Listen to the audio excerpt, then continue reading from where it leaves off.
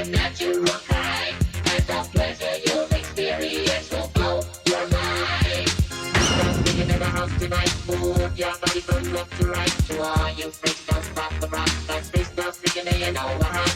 Freestyle singing in the house tonight. Move your body from left to right. To all you freaks, don't stop the rock. That's freestyle singing and you know what hot. Everybody will be dancing to the beat on the floor. You will encounter situations never thought of before.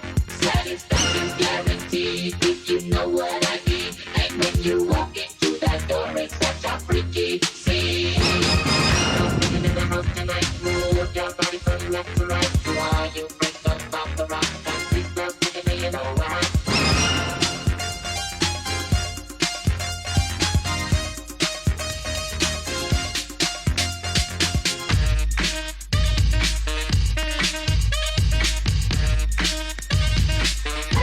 Brass monkey, that funky monkey. Brass monkey, chunky, that funky monkey. Brass That's more than real. drink, brass monkey. Here's how you feel. Put your left leg Down. your right leg Up. tilt your head back, let's finish the cut. MC with the bottle. And Rockets nights with Charlie Chan. We're on the boat at- We don't mind shivers wherever we go. We bring the monkey with us. Add 1, 2, 3. My D's D. Double off with the bill, most definitely. I drink brass monkey and I rock well. I got a castle in Brooklyn, that's where I dwell. Brass monkey, that funky monkey. Brass monkey, chunky, that funky monkey. Brass. When it's time to get ill, boy, on my face. Come on, y'all, it's time to get nice.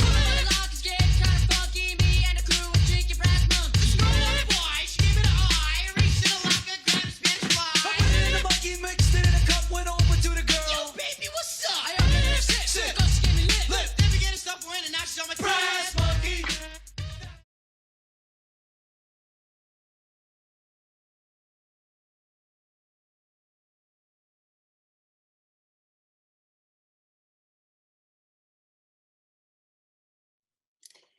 Velina me ke aloha, e nā hoa makamaka o nā moku like ole o ka honua nei. Mai Hawaii iki, Hawaii nui, Hawaii poko, Hawaii loa. Mai Hawaii nui a kea hoi, aloha no kākou. Ua olelo ia, o ke aloha aina o ia i'o, Māori. Oia no ka mea e kū ana a e ho'omākaukau ana, ia iho, no ka paeo ana aku, no ka pono o kona aina hanau. No leila, o ka hana ana nā oiwi i keia manawa, a me ka hana a ko kākou po e kupuna, e ho'i i ka mana a me ka pono o ka aina oiwi, a e mālama i ka aina me he poki i la, he oia i'o, a he kūpono, i mae hou, a i noho hou ka hano a me ka mana, ma luna o ia aina i make e nui ia e kākou. No leila, ke ike ia ka ulu mōhala a maika'i ana o nā la'au o ka aina, a he mea ho'ohau oli mai i ka mahi ai. Kāna mau keiki, a me kāna mau mo'opuna, no ka mea, oia ka pono a me ke ola. Ka pō maika'i a me ke kū ono. O ia kū ono o ka aina, ka pahu hopu. O ke ola, lupa o ka aina a me kona po'e. No leila, ke puana e nei no wau, e aloha i ka aina. Ka mea nāna kākou e mālama. Nāna ho'i e ho'olako a hanai ia kākou. As we gather today via digital platforms, we recognize the unceded lands and territories that we currently dwell upon. We recognize the complex histories of colonialism, oppression, and exploitation of Native peoples and people of color across our island chain, the Americas, and the world. We acknowledge the intersectional issues that we are grappling with in the areas of systemic racism, inequality, accessibility, discrimination. This is a time of deep rumination for us, a time that calls on us to ground ourselves in order to make change and promote healing. As is suggested by this series, we are returning to the source that grounds us in our practices and artistry. Here in Hawaii, as it is for many indigenous peoples, the aina, or land, is what grounds us. It is our ancestor. Caring for that land, being a humble steward of one's birth sands, and giving true aloha to that land reconnects us to that aina. That is a path to healing ourselves. Return to the source. Aloha aina kako.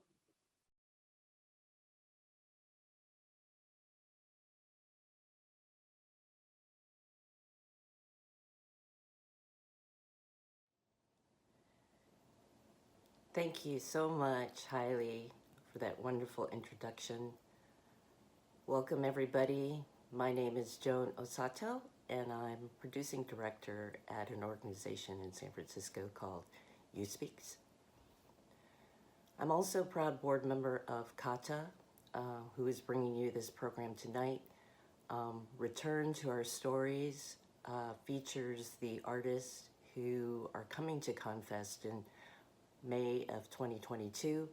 We wanted to feature them as well as get to know them, also to know how they've been faring throughout this time of COVID and the pandemic and no live performances for an entire year almost.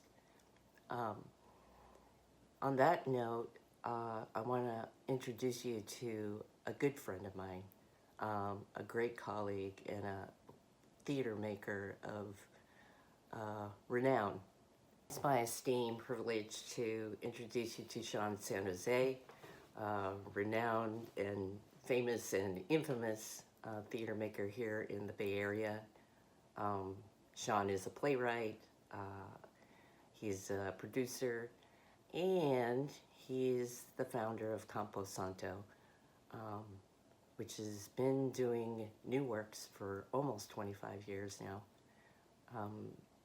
Great to introduce you to Sean San Jose, who's your MC.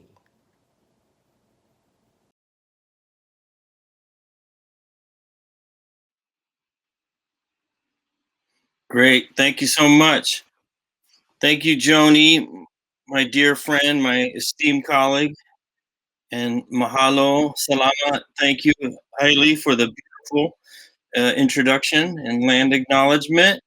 And welcome, World Wide Web Weebles.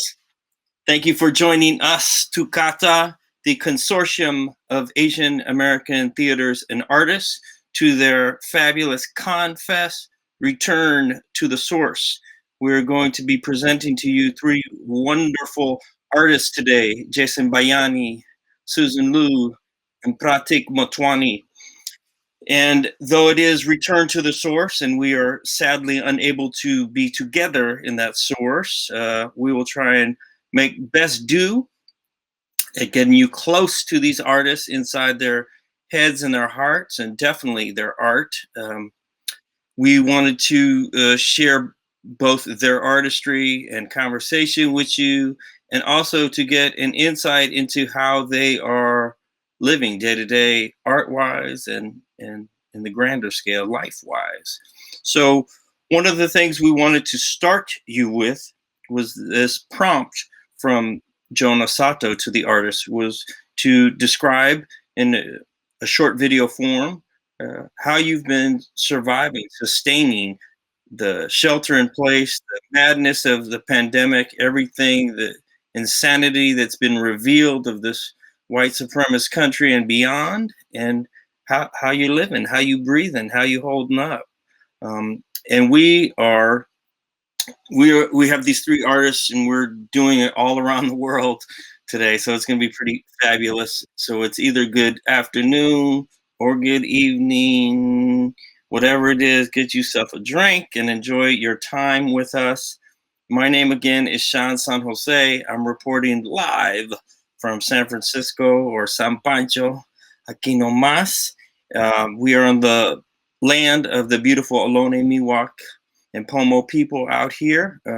My preferred pronouns are any and all. Any and all pronouns that make you feel more comfortable make me feel more comfortable. So that's how I will do it. And I would like to ask you to settle in and try and see if we can get some human connection through this digital world as we hear these wonderful and moving stories from these three wonderful artists. So with that, here come the videos.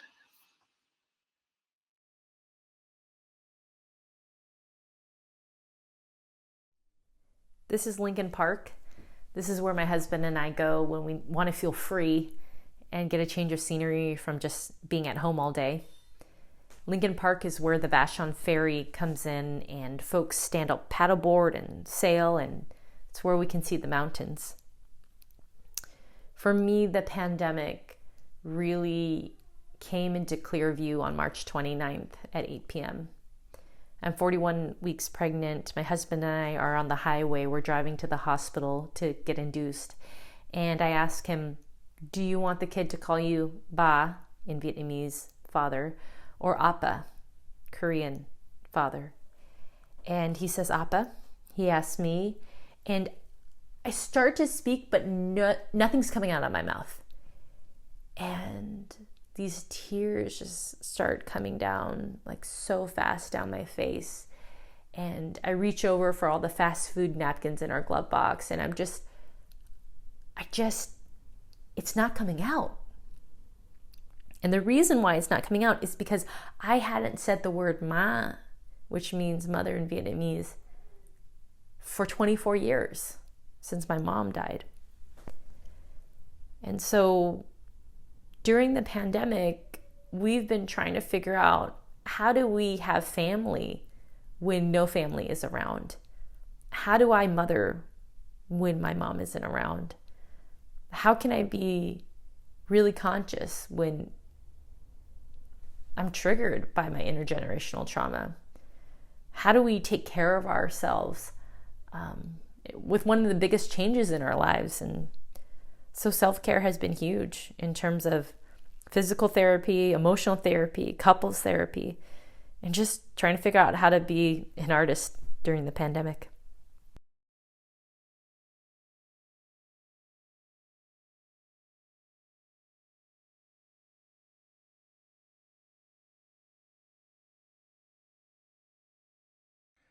How y'all doing? My name is Jason Bayani. I am a poet, performer, and currently work as the artistic director of Kearney Street Workshop in San Francisco. It's the oldest multidisciplinary Asian Pacific American arts organization in the country. I'm very proud to be working there. You know, we're a 50-year-old arts organization. It's been an amazing experience. I'm also, as you can see behind me, very much a wannabe DJ at times. So yeah, I was born in San Francisco and raised in Fremont, which is about 30 miles south of San Francisco. I've lived in the Bay Area for pretty much most of my life, except for maybe like the 2 years I spent living in Texas during my 30s, which was a interesting experience. But man, I mean, for real, I'm a Bay Area guy through and through. Went to SF State like during the late 90s, and that's kind of how I got involved in the art scene over there. When I started writing and doing theater. I did theater actually with Bindlestiff Studio, which is still around today, the only Filipino American run black box theater in the country. And I did some work with a comedy troupe out of that space called Tongue in the Mood, which was like pretty awesome time. But after that, I really got into doing poetry slams, and that was for most of my 20s. I was competing and doing shows across the country, and I continued to do that through my 30s. And then I got my MFA, and after that, I published 2 books of poetry The latest Locust is tied into my stage show, Locust of Control.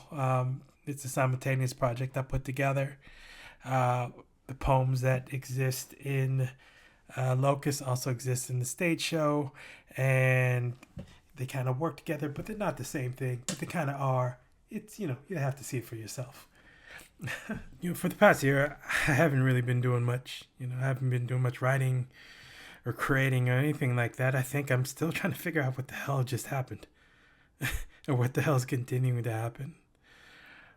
When things started getting serious, I was on the road, doing some readings, and my partner who lives in Minneapolis came down to join me, and I didn't know then that would be the last time I'd perform in front of an audience, and that would be the last time I'd see her for months. If you were to ask me how has all this affected me, I'd tell you I'm still trying to figure that out. I don't know. I think one thing that became clear is that what this thing was, what it was going to do was reveal and make visible what we are, what this country is. And so much came to a head. I think coming into this year, I for the first time in my life, I felt like I knew what it was I wanted to be, who I was as an artist. I felt like I had that for the first time in my life. But now, I don't, because I'm not the same person I was before this year started. And that happens. And I have to figure out, who am I now? And what does that mean for me as a writer, as a poet, as a performer, as a person in this world? And so I'm not there yet, and I guess that's okay. But I do know at the end of the day, I'm still trying to do work to create and make spaces for art. I still believe in this thing. I still believe in us. And so that's where I'm at now. Trying to figure it out. Trying to hold steady to my belief. Trying to guide me as best as it can.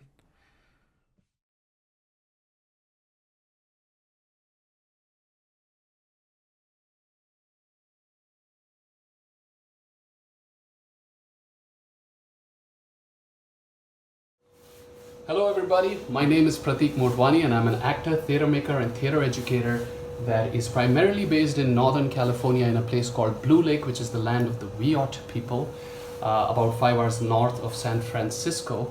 It's a beautiful place in the middle of nature. The redwood forests are right there, the Pacific Ocean is right there. Jurassic Park was shot there.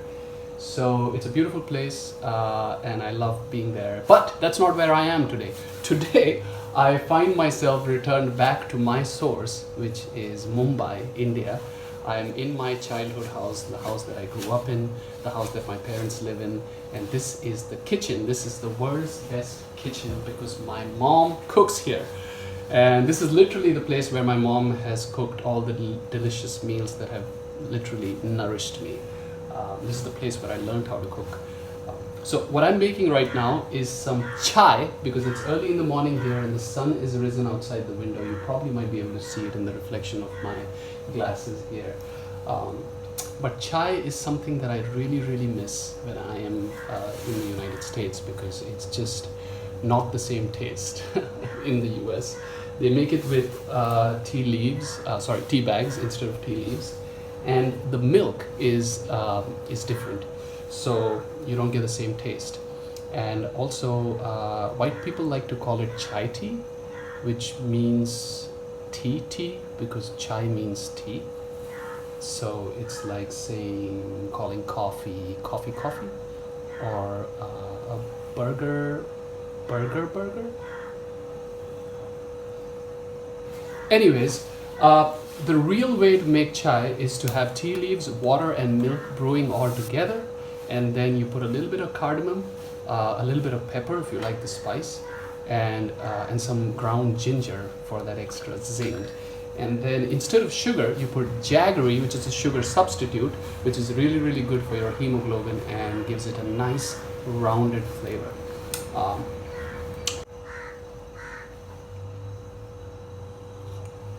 So when the pandemic hit, I was in Blue Lake, California, and I got furloughed from my job. So suddenly everything had come to a total standstill. And the good thing was that I was in Blue Lake, which is close to the forest and the beach. So I spent a lot of time reconnecting with nature, which has been a positive aspect of this whole COVID situation. Later in November, my parents contracted COVID, so that was a really stressful time and kind of a wake-up call. I wanted to immediately catch a flight and come down here, but the doctors advised me not to because there's no point. I would not have been able to see them since they were isolated. So I decided at that point that as soon as I get an opportunity, I would come back and visit my family and spend some quality time with them and my nephew, who is 2 years old. So I haven't gotten to pick him up yet because I'm on my second day here, and so I'm still quarantining. There he is, you can hear him. So it's been good in some ways to be reconnected with nature, to be reconnected with family, and I'm trying to look at the positive side in terms of artistically. I'm currently teaching an online devising class for the University of Ohio, and I'm super excited to see how this online medium translates into the work of theater. And so I think there are some really exciting possibilities with that. So I'm trying to look at the upside of everything. Other than that, I have also created a website with a character named No Show, who is a funny spiritual guru, a reincarnation of Osho, the Indian spiritual, very controversial Indian spiritual guru Osho. And through this website, noshowtalks.com, you can send in your queries, anything that is bothering you, anything that is concerning you during this quarantine that you may be seeking meaning for. You can send in those queries to Noshow, and he will send you a private video back. So that's been a really fun way to kind of interact with audiences that you don't even know, but they send you a question and you try to answer. You try to give them spiritual advice as this character. So check it out, noshowtalks.com. Yeah, other than that, I'm super excited for this event, and I look forward to meeting all the other panelists and the artists that are in this discussion, and I look forward to interacting with all of you live. So that's me.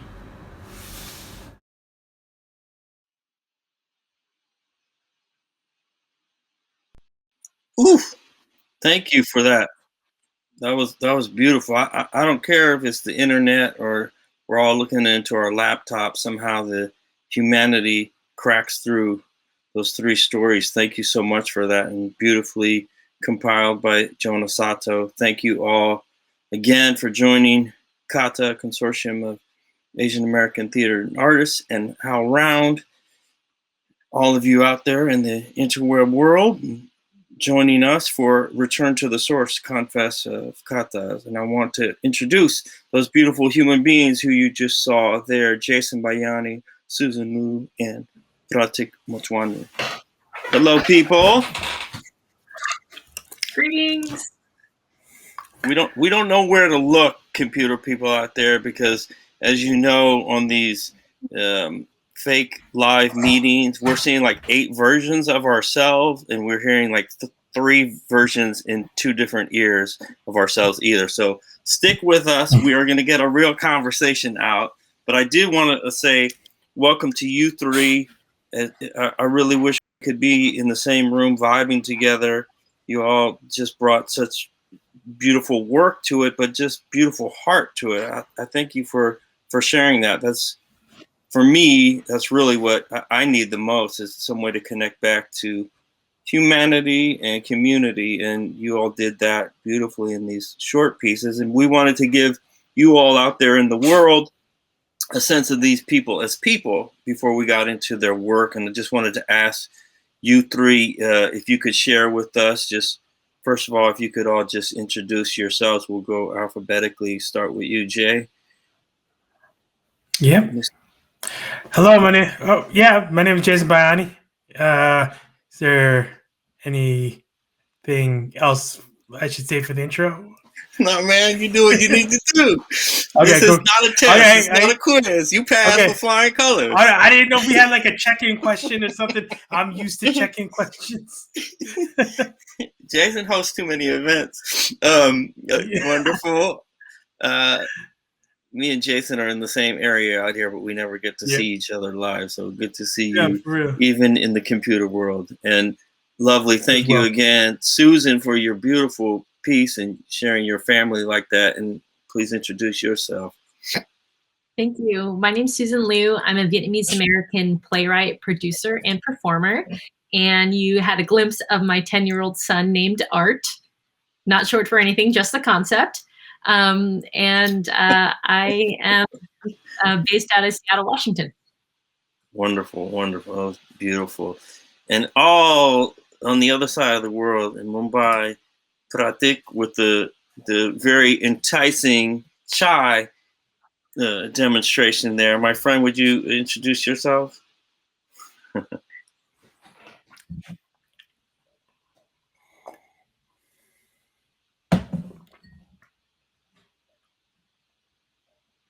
Oh, I don't think we can hear you unless it's me. Anyone here? Hello, can you hear me now? Yes, sir. Mic test. 1 2 1 2. There we go. Boom. Okay, good. Hi, everybody. My name is Pratik Motwani, and as pointed out, I'm right now in Mumbai, India. In my house, in my home with my parents. But I'm based in Bologna, which is 5 hours north of San Francisco. And I'm an actor, theater maker, theater educator, and I'm super excited to be here and looking forward to this conversation. Yeah, beautiful. It was so great too, in that short glimpse of you all, that you both touched on how you're doing day to day, but also you reached inside of your hearts, but also your family lives, which I think is the thing that so many of us are suffering through or holding on to. And I was wondering, you three could respond to this.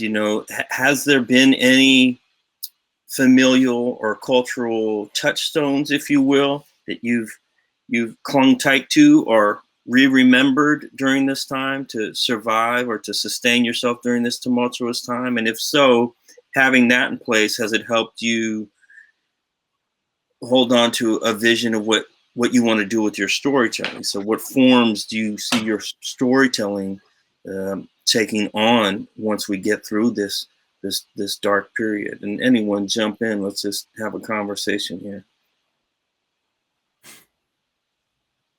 Well, I mean, for me, it's like the pandemic, we have so much time. And so I think for the longest time, I was like, oh, I can't speak Vietnamese to my kid. Like, my Vietnamese sucks, like I don't know it so well, but I kind of don't have an excuse now. Like, I have all the time in the world. I could use Google Translate. And so now I've been really trying, as I'm thinking about motherhood, I'm trying to actively speak Vietnamese to my kid every single day, because now I'm the authority in the house all of a sudden on Vietnamese. And so that's been really great to really tie me back to this language and words that I haven't used for so long. And it's like activating different memories in my brain. And that's getting me really excited because I'm working on a memoir right now. So it's just been so interesting because, like, all the excuses I always said I had, I don't really have a time constraint anymore. So that's been a big wake up call. Wonderful. That's beautiful. Lucky Art there. Jason, Pratik? Yeah, I guess, going like I've seen my family a lot more, I think, than I have because they're my pod. Uh, like pretty much. I mean, my parents and my brother, right before the pandemic, he was living in Thailand with his new wife and new kid, and they moved back here. And they're living with my parents. So I'm sure, like, before all this happened, like my parents really wanted me to come every week. Like, and I can't do it because things are busy. But like, this whole time I've been going pretty much every week because if I mean, just like to help out and and just like to be around people, like I heard that. because they're my pod. So and so yeah, I mean, so it's been nice to like really connect with my family. I think, um, more than I have in recent years. Yeah, beautiful, beautiful. Pratik? Yeah. Same here. I came like Susan said. There's been like so much of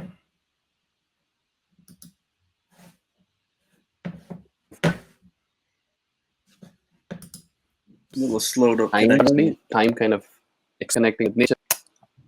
In terms of cultural touchstones, I started reading a lot again, which was really great because I had time on hand. And I reread the Bhagavad Gita, which is a philosophical kind of Indian philosophical text. And that really kept me grounded during this quarantine and gave me some, perspective on things. And so that I really cherished that because I could really.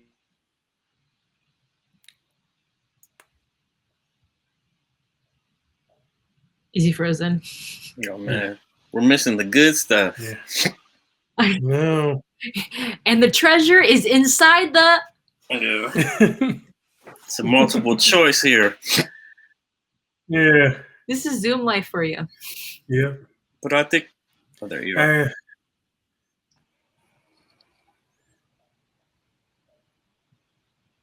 We missed a bit.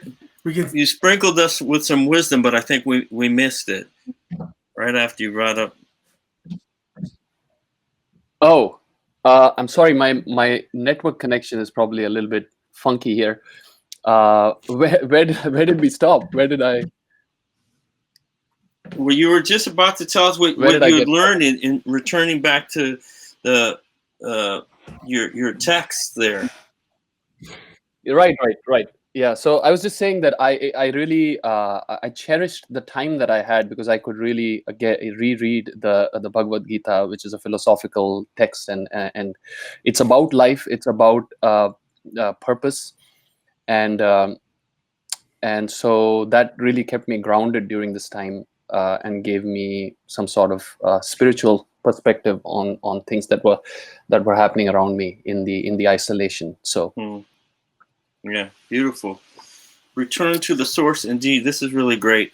Again, I just want to acknowledge and thank you all, you three, for joining us, and anyone out in the world that's joining us. And thank CAATA for doing this, to be able to provide a space with HowlRound where we can share openly and freely, culturally, emotionally, from the heart, and with our art, like you all are doing. Really, really beautiful to hear. And again, this is what we crave, for me, this is what I crave the most, just how to connect with community. So really beautiful. We would love to now show you all out in the world a piece of the art from these three. And I think what we're going to do is give you a short excerpt from the three artists here. And I think we're going to do it in reverse order. So I think we will see a short piece from Pratik, from Jason, and then from Susan, and we will rejoin and break it all down and take some questions and continue to rap with you all. So get ready for some beautiful work here.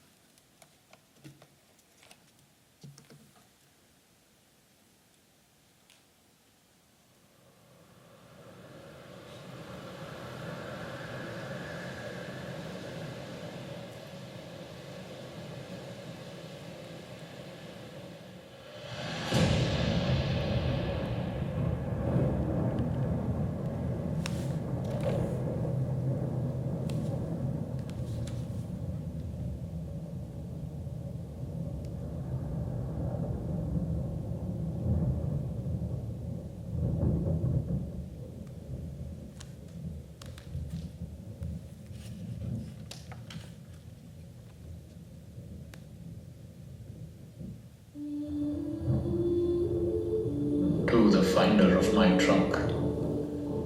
Inside this trunk is the story of my voyage and a message for my wife. If this trunk has found you, then I know with all my heart that these messages will reach her someday. For out of all who live, it is the sea that has chosen to bring this to you. This is how my journey began. I wanted to go on a solo voyage across the oceans and around the world. A dream that had always been present in a locked chamber inside the attic of my head that I had finally dared to open. But the hardest part was leaving my wife behind. We had built this boat together, and I had done almost all of my previous sailing with her. So to think of the sea without her seemed disloyal. But the sea was calling me. I could feel it with every fiber of my being. You don't ask a seagull why it needs to disappear from time to time towards the open sea. It goes. That's all. It is as simple as the ray of sunshine and as blue as the sky. But I just did not know how to explain this to her.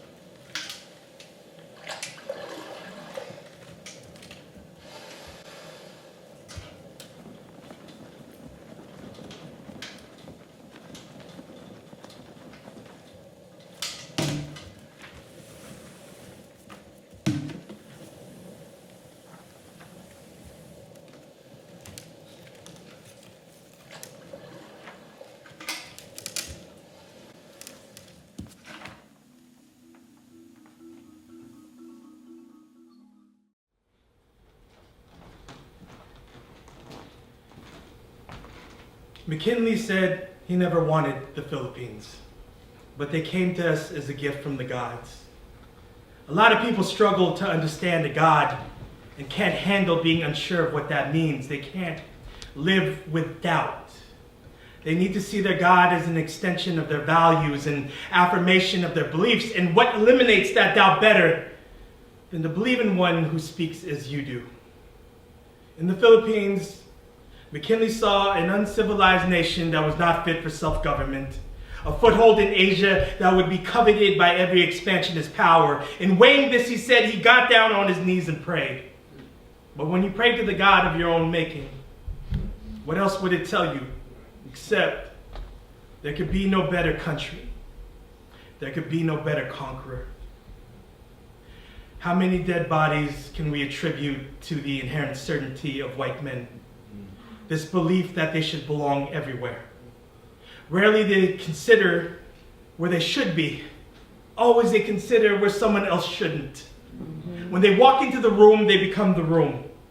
And the story is no longer how you came to be inside of it. The story is this room. And now this room contains you. And the door that had led them in becomes the same door that leads our people out into more rooms that are America. And always I'm told, are you not grateful to have this room? There could be no better room to contain you. Always it is defined for me, and never am I the one to define it. So this is me writing myself. And this is me writing the room. And this is me writing the house that is America. This is me writing the city block, the ground beneath our feet, the great big sky, and this world that contains us, that sits inside of a universe that reaches out into nothingness and turns it all into material space. In this room, I'm always told I am nothing. And from this same nothing, I make myself material.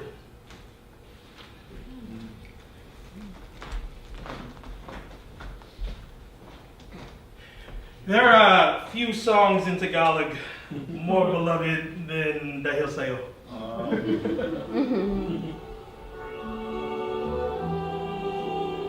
It is part of a specialized genre of songs called the Kundima. Yeah. Shout out. Roughly translated, it means because of you.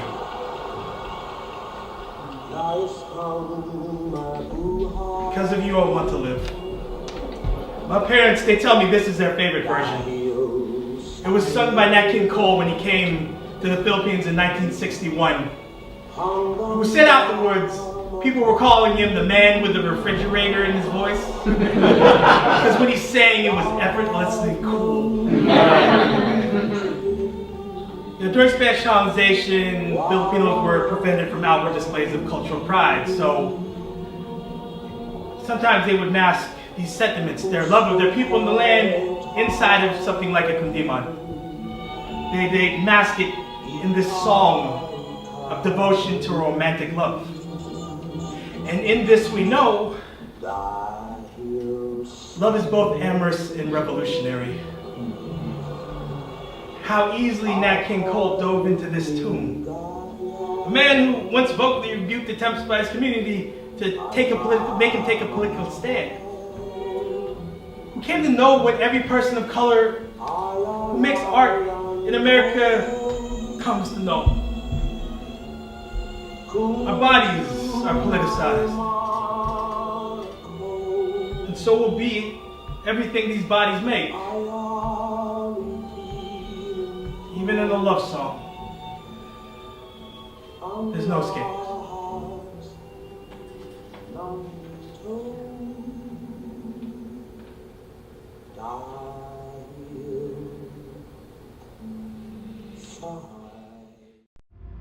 Kids say stupid things to their parents all the time.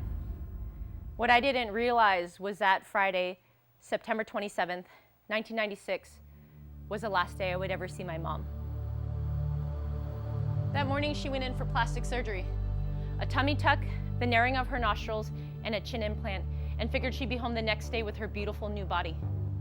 You know, Susan, people deal with death in all different ways. Have you considered a therapist? I'm trying to avenge my mom's death here. I really think this could be it. I'm a size 8 and I'm married up because he's Korean! The gold standard for Asian hotness. Oh, shit. Thank you for coming all the way from Rwanda. I love the Vitamix. I'm definitely gonna use it. Oh, what's happening? Oh, Ma? Is that you? Last year, I retraced the steps of my mom's last day following the same exact schedule. I woke up at 5 a.m. and drove to the plastic surgery clinic. Merry Christmas, you filthy animals! Auntie Susan doesn't believe in toys, so you get a savings bond, you get a savings bond, you get a savings bond. Okay. Want some? You had this the whole time? You can reach them at 1-800-DEP-NY-E. That's 1-800. Pretty as you wish. And the number one customers for plastic surgery amongst the Vietnamese? Nail salon workers. How come you only want to talk about sad thing? Why not happy thing? I'm just trying to find out the truth. The truth? You only focus on how she died. Why not how hard she worked? 6-7 days a week, all the weekend. She do everything for you. Regular ticket, one try. Guaranteed ticket, all you can try. And she tried many times. For 1 month, we wait.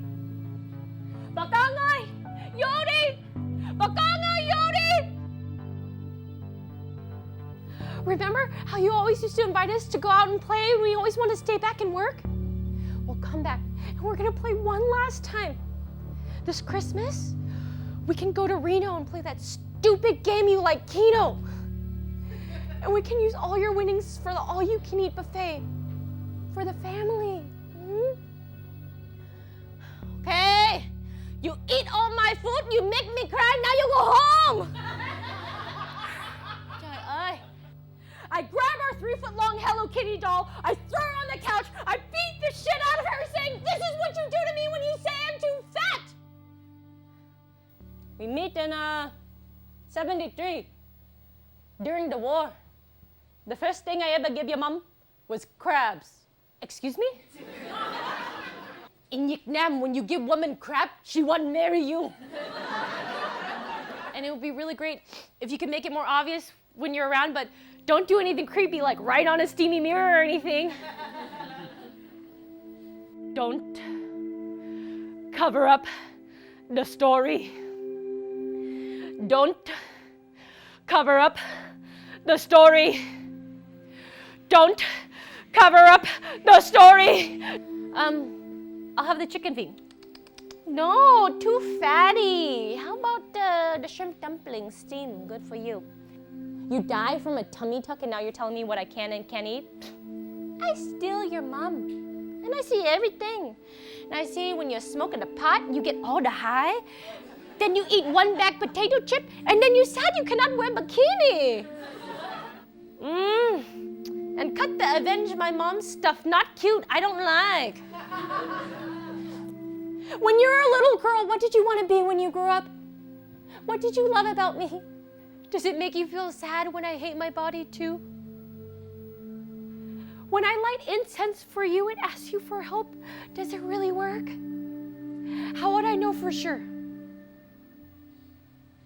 If I have a girl, how do I make her love her body? When can you hold me again? I come from a family of hustlers, spirit channelers, and survivors, and I'm not gonna let one negligent man control my destiny or my mother's story. I'm 140 pounds.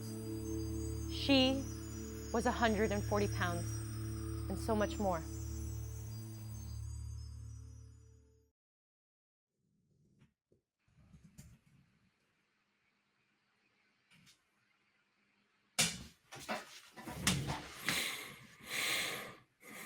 I miss the theater. I really do.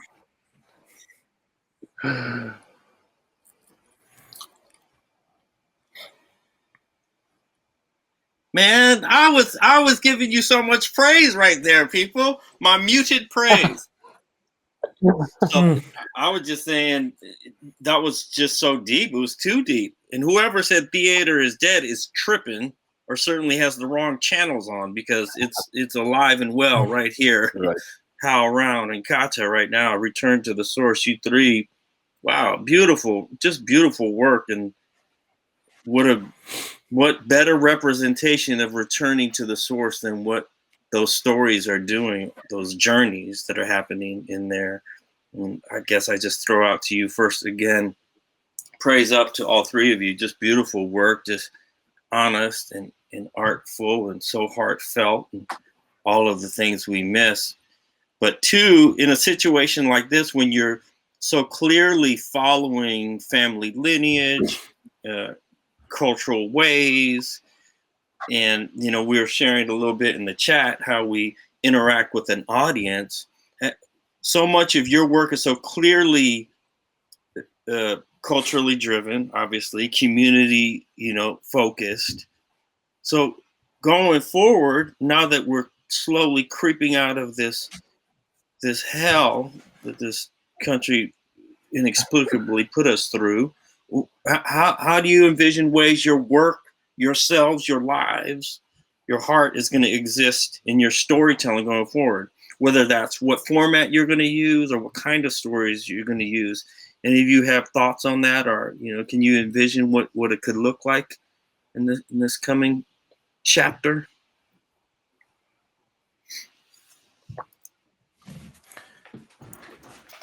Yeah, well, to just make a living during the pandemic, I had to acknowledge, after I was in shock for a few months, that the stage is not physical.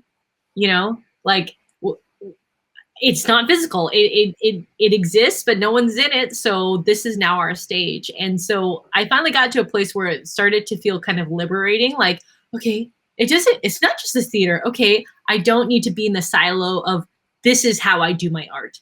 And so during the pandemic, I've been like, okay, I'm going to work on a book proposal. Yeah, it's time to write a memoir. Or me and my girlfriends, we talk all the time about really intense stuff. And I was like, let's play with the podcast medium, and then I'll do virtual screenings because like mama got to make money. So, it's like it has been this forcing function for me to do all these projects I've been meaning to do. And I think when we come out of this, we're going to see that our audience is not geography based. It's not physically based. And yes, I love the physical audience so much, but I don't have to be attached to that anymore, which also means this ability to grow your audience on a national and global scale, because I sense that we're always going to be documenting things and streaming things moving forward. Yeah, beautiful. I'm with you all the way. Pratik, Jason, you have immediate thoughts on that or anything for yourself? Yeah. I think I'm looking forward to finding out, I think a lot of what's happened over the last year, and I think, I talked about this in the intro too, but like I had to kind of like reshift, like I think, who I am, because like, a lot of the things I was doing even before, just as far as even just behaviors and the way that I approached like life was more, I guess I felt, in a lot of ways more kind of just it's like I was always just going. In a lot of ways, that's a bit more destructive. And I think during this pandemic, you start feeling like, what do you want to see for your community? What do you want to see for yourself? And, the thing that always stuck with me is this idea of survival. I want to see us thrive and I want to see us survive.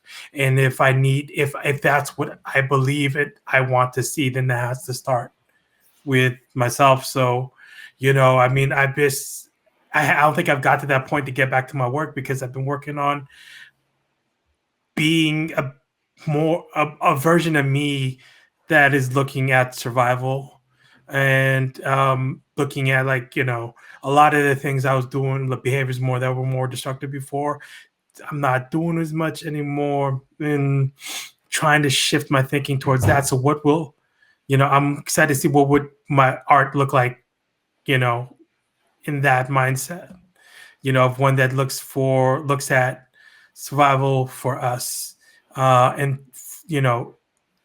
and looks at us in a position to thrive.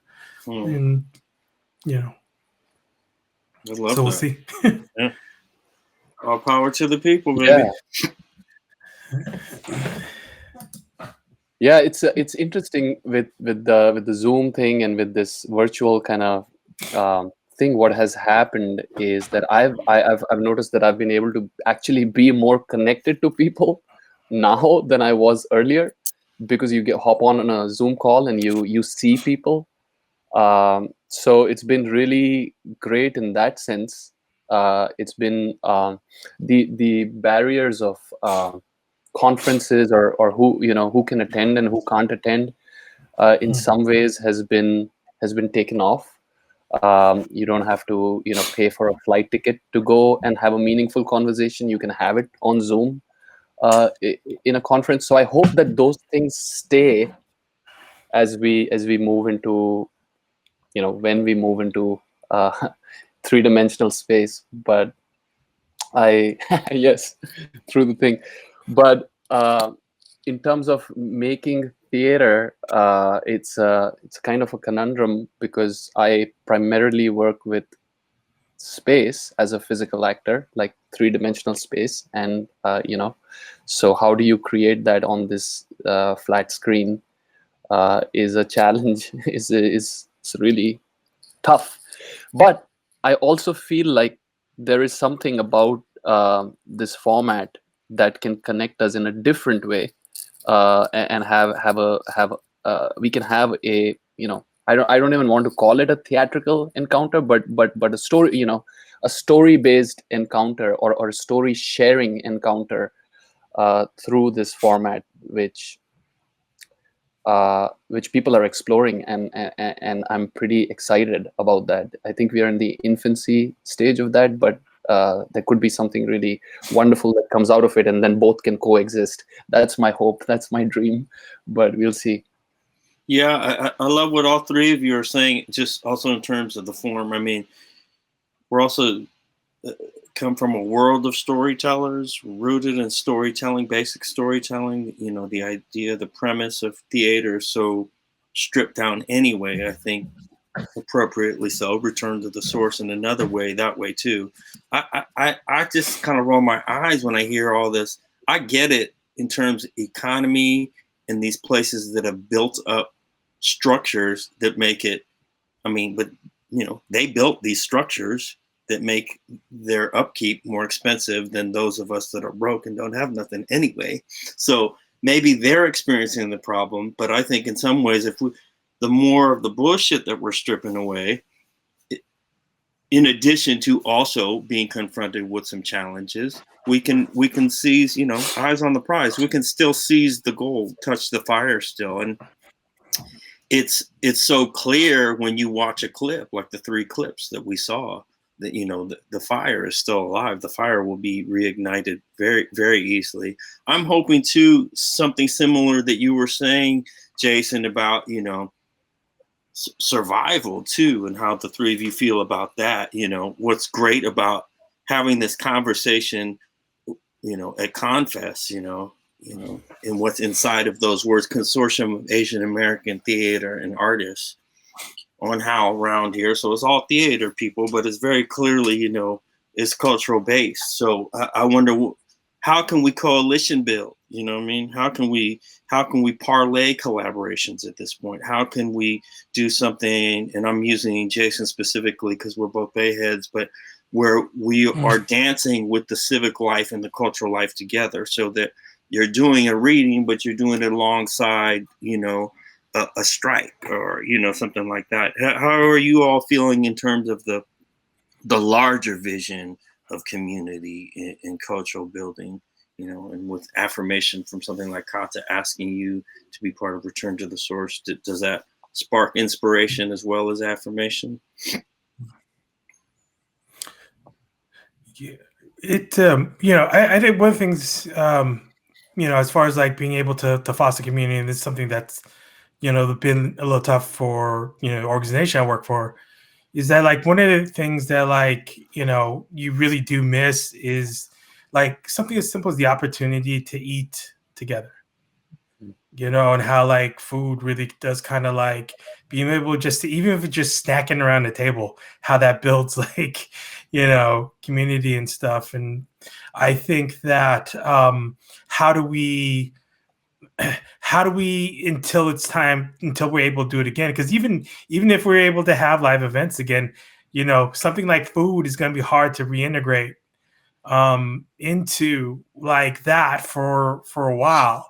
And so, trying to figure out how do we make those connections, again, how do we, try to build those just kind of like simple moments of connection over, over the internet. And there are like so many interesting platforms now, where we can just sit and talk. And I think like, it's not too far away, the connections can still be made, and I still like feel a lot of like the good feelings I feel when I go to regular events. But I mean, it's hard to be able to discount the fact that that part is missing.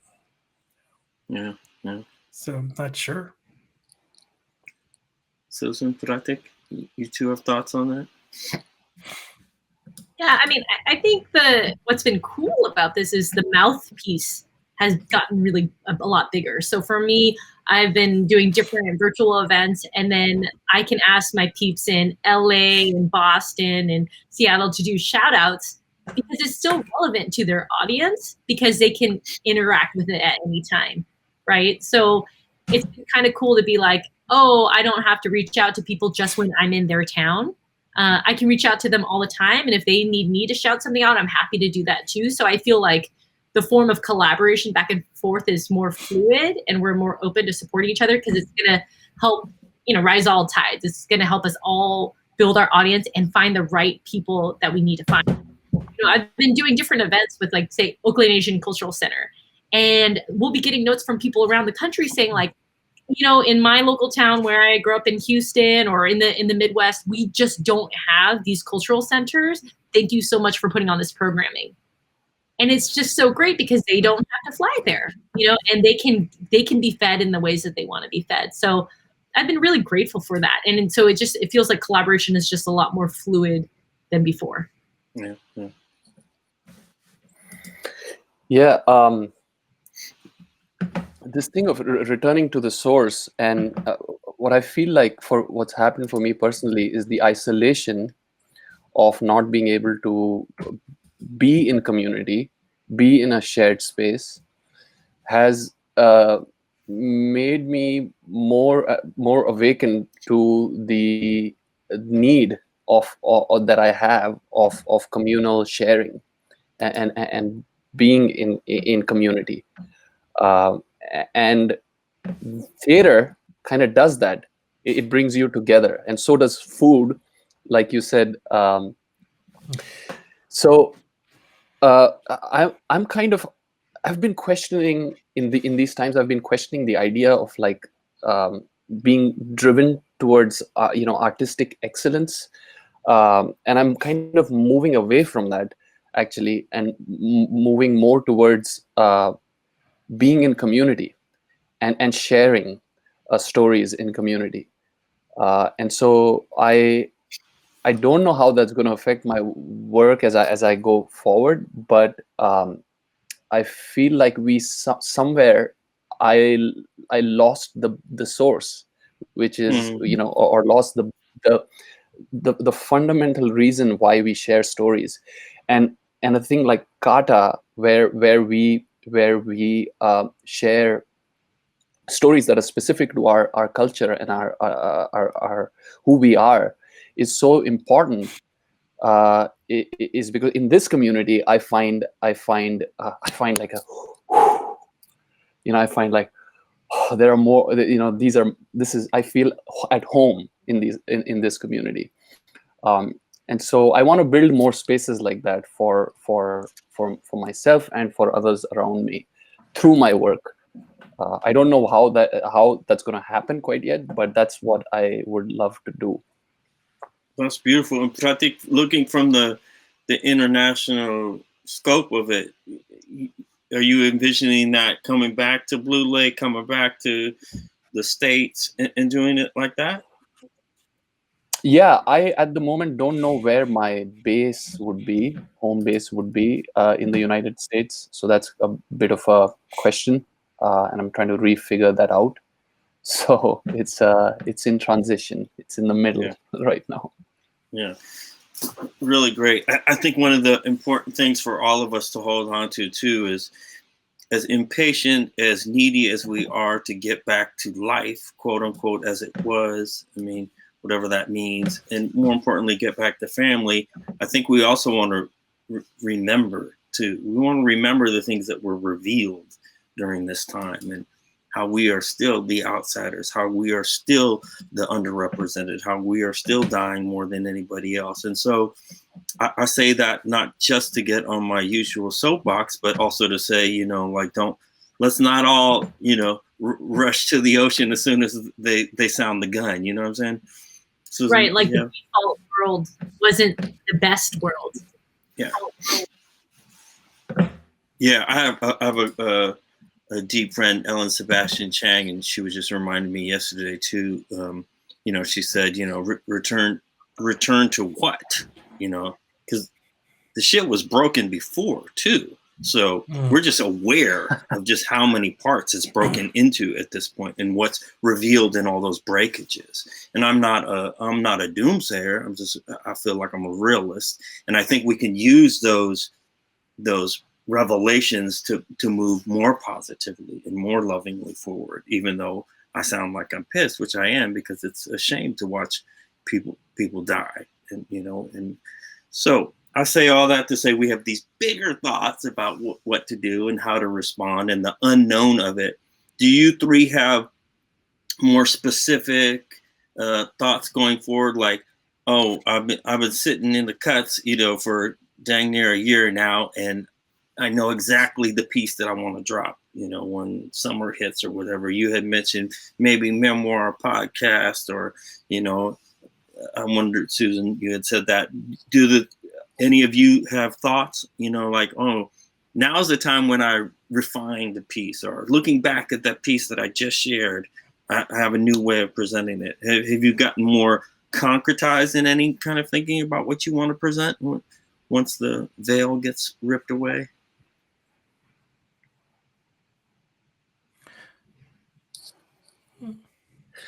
One thing that I'm really excited about actually is it's not post this period, it's during this period, however long this lasts, is to see how kind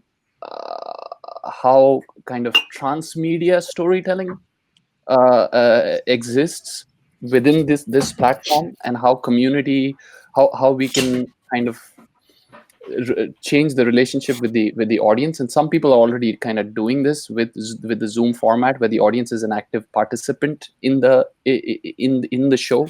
So it's almost like a mix of gaming and theater.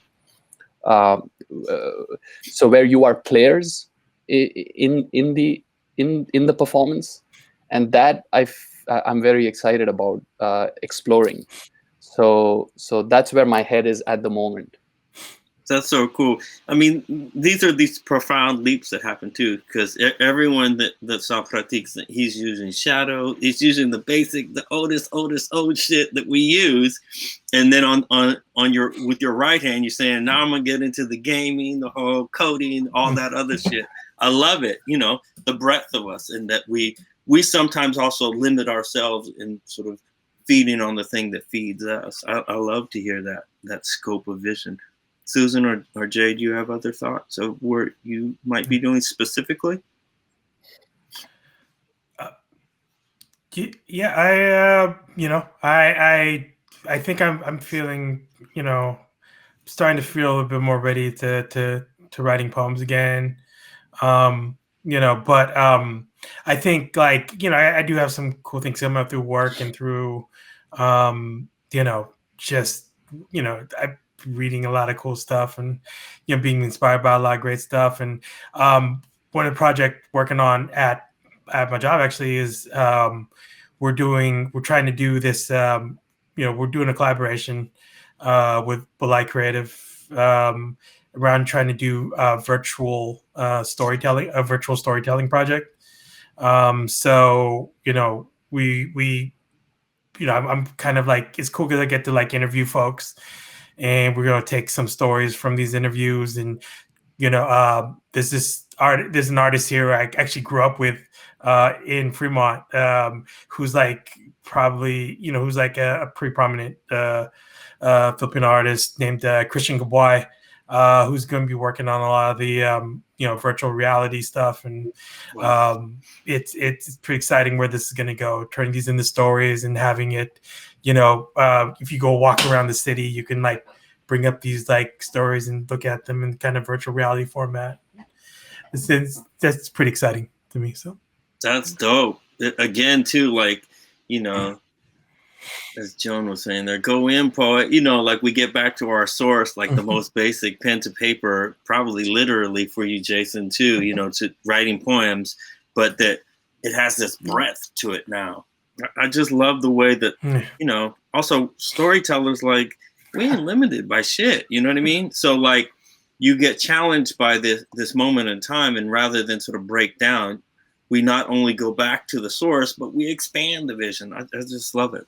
Susie, do you have a specific thing that Yeah. Like 2019 was a wild ride for me. I had the world premiere of 140 Pounds, took it on a national tour, came back, was 9 months pregnant, wrote the sequel, performed that, and COVID happened and I had a baby, right? Like it seems like it was exciting and it was a blur at the same time. And what's awesome about the stage is it's like you can get such a visceral reaction, and I can get that feedback from the audience like right away, and I love that. And now I want to go deep into each of those scenes that I had to compress during the show and take it to the page. So now I'm working on a memoir, and I want the readers to get to know my family more and really see the childhood and see this journey of me trying to figure out who my mom was and who I am, especially as now a new mother. So I think the story is like live in creation because like art is 10 months now. And then I'm like catching myself being like, ooh, intergenerational trauma, Susan. Like you're shaming because of that. And I'm like, I'm shaming. So I'm like trying to like really be aware. I'm journaling a lot. And eventually this is going to be in print form.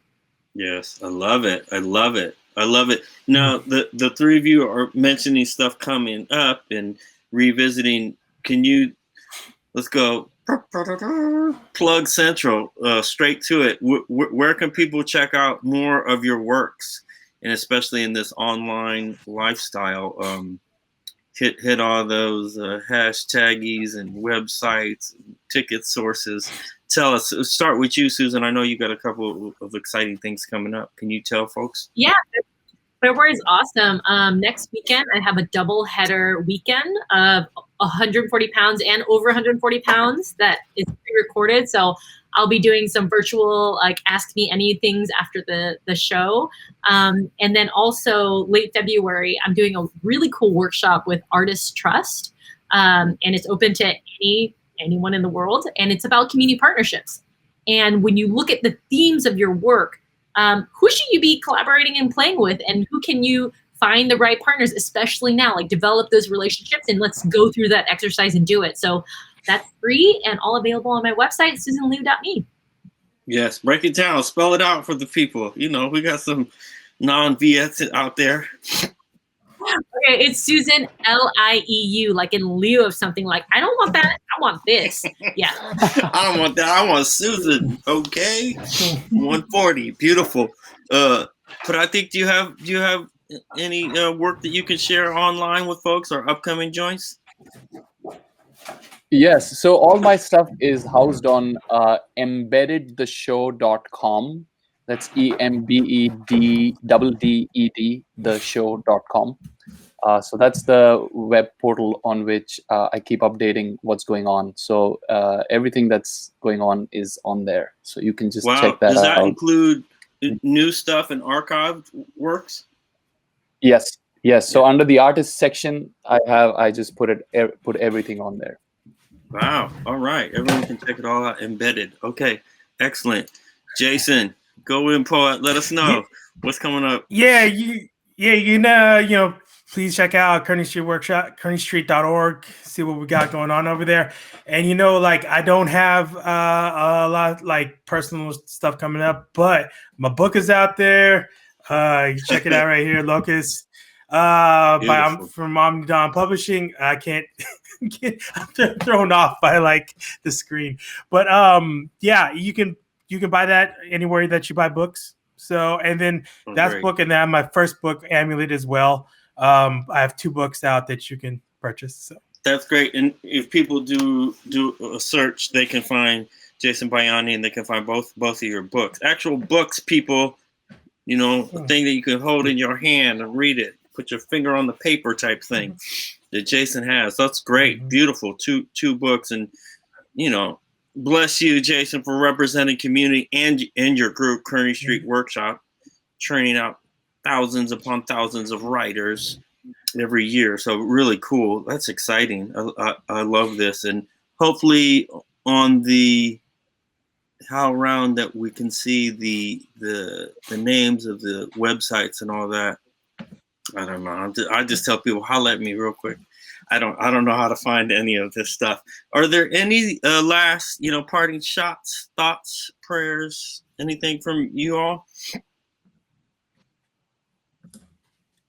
I just want to say, like, during the pandemic, it's just things have just been stripped away, right? Your friends and your family and your habits and your favorite things. And it's like going back to return to the sources. The question is like, well, then who are you?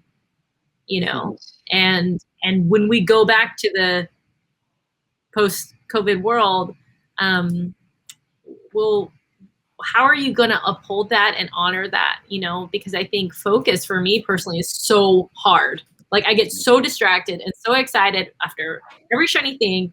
And I think the question is like, what, like you said earlier, Sean, is like, what are we learning? And then how are we going to just deepen that and manifest that so that we are doing these things that of the person that we really hope we are. Right. So I'm saying that out loud as a reminder of myself. Yeah. I love that. That's beautiful. I wanna remember that and hear that back. Jason, Pratik? last thoughts. Yes, sir. Yeah, I mean, I think to just, go back to what you were saying before, like, we shouldn't ever have wanted to go back to normal. I think this is an opportunity, to come out of this something different, or to like point ourselves towards, a different us, a different conception of the world, what we can be. Let's go there. I like that. Pratik? I'm just echoing what Susan and Jason said. I mean, they articulated it so well. Yeah. So. Yeah, beautiful. And if people have lingering questions or follow-ups, you can always reach out to CAATA, info@CAATA.net, N-E-T. And the great thing about doing this with CAATA and HowlRound, I mean, fuck it, TV, HowlRound got the good stuff for you every day of the week that you can click on and watch and feed your brain and your creativity. They have more content than I can keep up with. And this will be part of that online there at HowlRound. So this has been just wonderful. Thank you, FIFO. Thank you, Susan, Jason, and Pratik. And thank you, Joan Osato, for inviting me, cuss words and all. And I want to thank Maximiliano for running the show here. And thank you, Ariel. And thank you, everyone that made this possible. And those of you who hung on in there with us out there in the virtual world, and check out these people's work. And next year, get ready for Hawaii, people, because Return to the Source is going back to the source, okay? And I think we take it away now and send it back for some final thank yous from CAATA. Peace. Wow. I wanted to thank you all for joining us for this afternoon, this evening, this morning, wherever you are in the world. Special thanks to Sean for such a wonderful interview and introduction. Susan, Jason, Pratik, you're amazing. It was really moving. I wanted to also not forget to thank our many funders for this program, which includes the New England Foundation for the Arts, thank you, the Ford Foundation, the Doris Duke Charitable Foundation, and the National Endowment for the Arts. So if you want to learn more, there are some slides and some QR codes where you can donate if you feel so disposed to. We hope you want to become a member and support us as we go towards the organizing for Confest May 2022. A special today is that if you really wanted to learn the recipe for Pratik's mom's chai recipe, please donate today or when you see this program, and just write chai in the memo. Thank you for joining us. We will see you next time.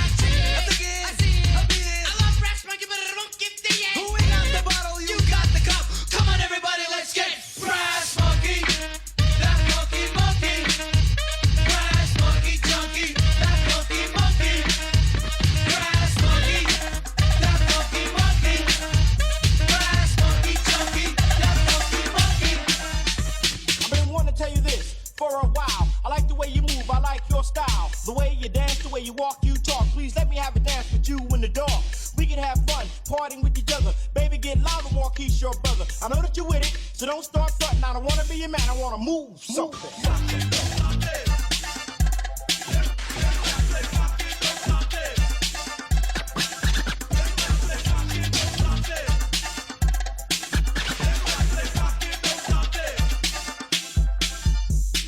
Listen up, baby, you're looking real pretty. Let me hold your hand and touch your body. Yes, pretty lady, you're one of a kind. The party has begun, and I think it's time we get together and take a chance. Let's get on the floor and do that dance. The time has come. Don't be frightened, just get on the floor. Let's move some.